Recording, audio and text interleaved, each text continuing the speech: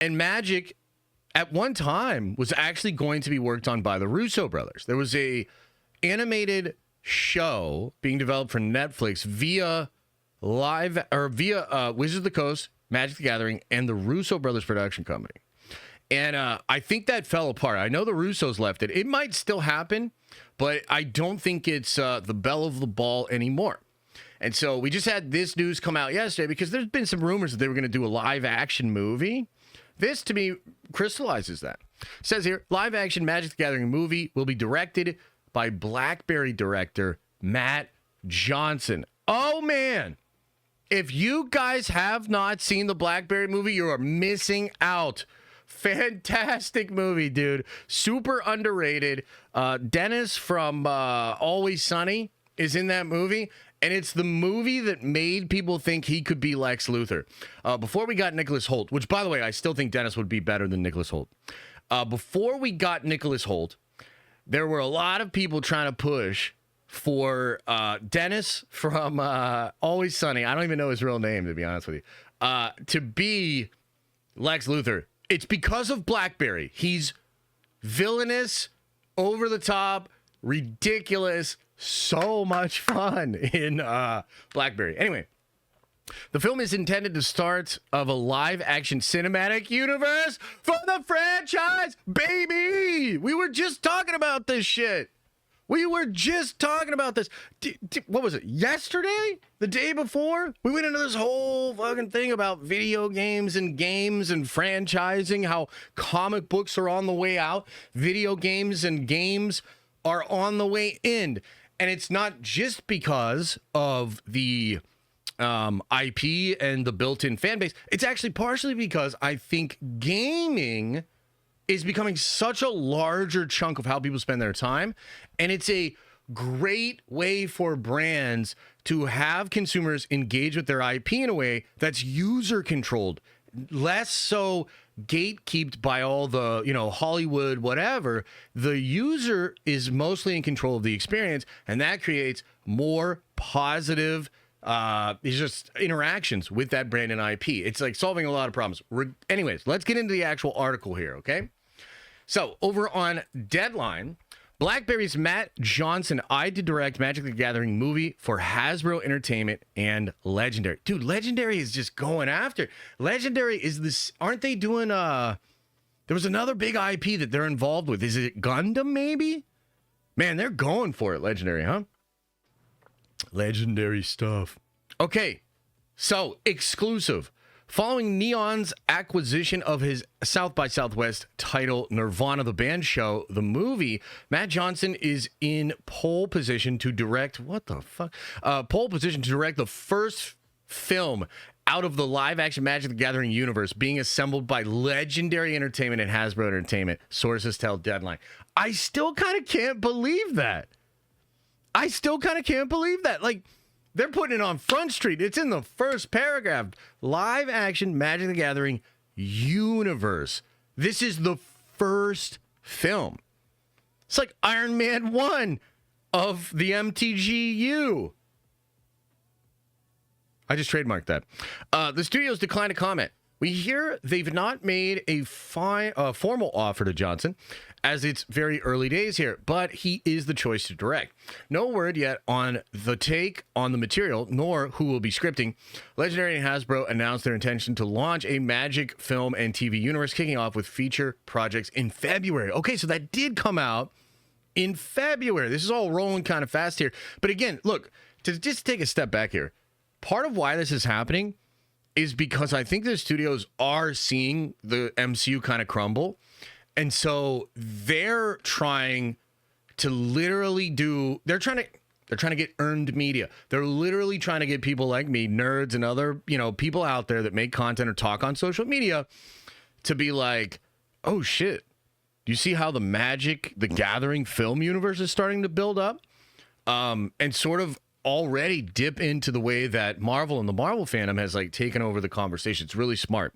So the timing here is aggressive, but it's aggressive intentionally. Marking Hasbro's first billion-dollar brand, Magic the Gathering is recognized as the world's first trading card game, having connected with more than 50 million fans of all ages worldwide since 19 1993. In the game, players take on the role of planeswalkers, powerful spellcasters who summon creatures, cast spells, and use artifacts to defeat their opponents.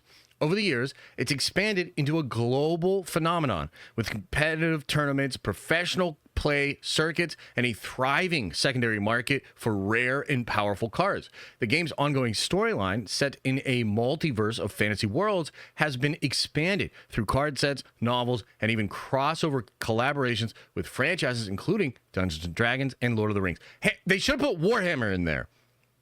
The fuck? They had a great crossover with Warhammer. Should the Magic the Gathering deal make, Johnson will become the latest hot indie filmmaker to make the leap into the world of big studio IP-driven fare. The filmmaker broke out with his 2023 Doc2 drama Blackberry, charting a rise and fall of the world's first smartphone, which premiered to critical raves at the Berlinale and was named the National Board of Reviews as one of the top 10 independent films of 2023. Again, that movie is amazing. I might watch it tonight. Most recently, Johnson co-wrote, directed, and starred in Nirvana the Band, the show, the movie. Comedy expanding upon previous Canadian comedy series, which will soon be hitting theaters. Previously helming the Sundance premiering NASA conspiracy thriller, Operation Avalanche, the filmmaker has been linked of late to A24's Anthony Bourdain biopic Tony, starring Dominic. Wow, that would be a good get for him too. This dude's on the rise, man. You know, on the rise.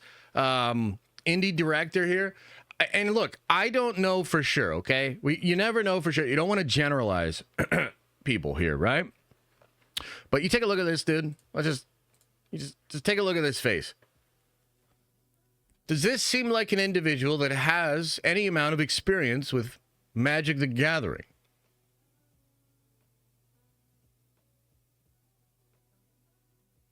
You can't see on the podcast, but he's looking like one of the biggest nerds I've ever seen in my fucking life. Of course he does. Of course he does. This is like walking in and seeing a fat chef. Fuck yes. Yes, queen. My people. Hell yeah. Let's go, baby. So I'm excited about the pick. I think it's good. I'm a little bit more excited about just the prospect and I guess the potential of a Magic the Gathering cinematic universe. I mean, we've talked about it before, but I'm going to do it again. I think this is a brilliant lore and franchise, brilliant characters. You know, Wizards of the Coast, to be fair, some of you that are really hardcore probably already feeling a little bit of what I'm about to say. Wizards is not a perfect company. They've fucked up a lot over the past 5 to 6 years in some of the worst ways you can, right? And we don't have to go into all the details, but like Hasbro, it's really like a weird place because Hasbro is kind of a struggling company, and yet Magic the Gathering is their most profitable part of their whole company. They have made some adjustments. I think MTG is on a much better track these days. They've like adjusted print runs. It's like all goobly glob. If you're not into the game, you don't know. All you need to know, if you're just like your average, consumer or nerd, is that their house hasn't been spotless. They're getting it in order, and they have been actually making some steps towards better product, better relations with their consumer base. And so that's ultimately really good, but there's of course some concern there because the company has been a little off, However, the lore, like the opportunity side of this, like just thinking creatively, wow, what an opportunity. I mean, they said it in the article, but it is literally a game designed in the multiverse, right? So every set where you would go and buy all of your new cards and, there's like 200 new cards or whatever, right? Every set goes to a different plane. And by plane, I mean a plane of existence, okay?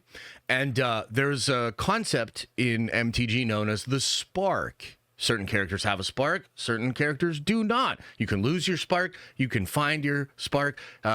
There's, Stella, she got her spark back. So, what is a spark? Well, it allows you to be very powerful magically, but what it really does is allow you to travel from plane to plane. So the planeswalkers You see how this is all, it's all right there. They walk through the planes, man. The planeswalkers all have a spark, so they're able to traverse the multiverse. And so you have a multiverse, you have all of these high fantasy aesthetics that have different versions. You know, Magic's done some really cool stuff, and, you know, there's all sorts of really interesting planes that are usually attached to a singular character, a planeswalker, maybe one or two. So you have that.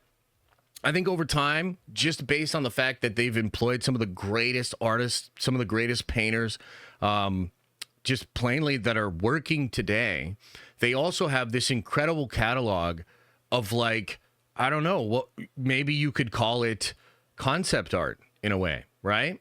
Kind of fascinating. I mean, the different takes on the characters, the different art in the planes, the atmosphere that can be created in tense moments. Pretty cool, man. Like, there's just like a literal plethora of, like, since 93, some of the best artists on the planet making art for this game. Don't sleep on that. That's like great. That's a great creative asset for this potential cinematic universe. And then I think in the last, I don't know, 6 to 8 years, there was a big effort on the part of Wizards to push narrative and to push story. And there was a big event known as the War of the Spark, right? It's kind of tying into all this stuff we've been talking about, right? And the War of the Spark was essentially like planeswalkers versus planeswalkers, and there was a big old dragon god named Bolus who was like Thanos, and all of the planeswalkers got together like the Avengers. And you had a big story that spanned the entire multiverse that all the characters were involved with, and it was very popular. People really liked it. So you have all the fixins, man. You've got everything you need to set off a beautiful cinematic universe that I think would be so enjoyable to be a part of. Magic is a huge potential fan base. You know what I mean? Over 50 million players, as they mentioned in the article. So, wow, what a time. What a time to be alive. Thanks for watching. And if you like this clip, smash a like on the actual video and subscribe to this channel. That way more of these clips get into your feed. I've also linked the full episode below if you want to check out the entire thing, including the Q&A we do with fans. You can also watch this show live. We do it live Monday through Friday at 11 a.m. Eastern time. And you can also find all of my content, including the videos I put on my main YouTube channel, on the podcast feed.